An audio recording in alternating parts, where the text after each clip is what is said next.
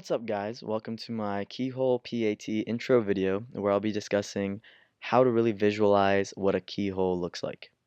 Now keyhole is very similar to top front end view in which you're trying to find what the top view, the front view, and the end view look like.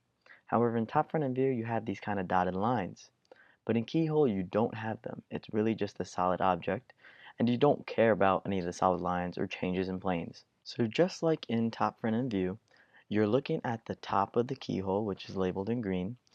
You're also looking at the front of the keyhole, which is labeled in blue. And lastly, you're looking at the right end view of the keyhole, which is labeled in red. So first we're going to start visualizing what the top looks like. Now one way a lot of people can visualize what the top looks like is if you were to shine a light at the top of this object. So we'll put a sun there.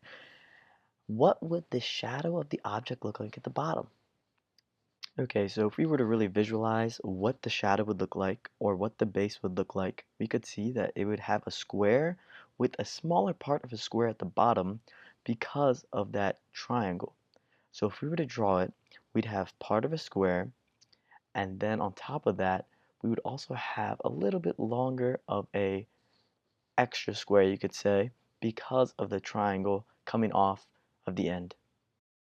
Also, you want to keep in mind on the real DAT, they might also rotate what the image would look like. So if I were to draw a rotated image of this top view, it would look something like this.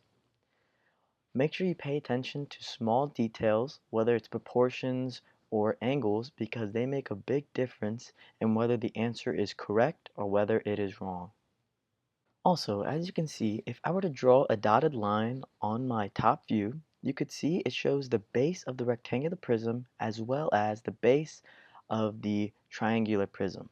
Now, if we look at the front view, maybe if we were to shine a light at the front of the view, you could see that the shadow of the object would show a rectangle, and make sure your proportions are correct because on the actual DAT, they will have proportions that differ. And about 1/4 of the way down from the top, you also have a triangular prism coming off the side. There's not going to be any solid lines separating the rectangular prism from the triangular prism because this is no longer top front end view. And lastly, we have the end view. If I were to shine a light where the red arrow is, we would see that it would only be a rectangle, and this is because the triangle is inside of the rectangle's perimeter. So therefore it would no longer show.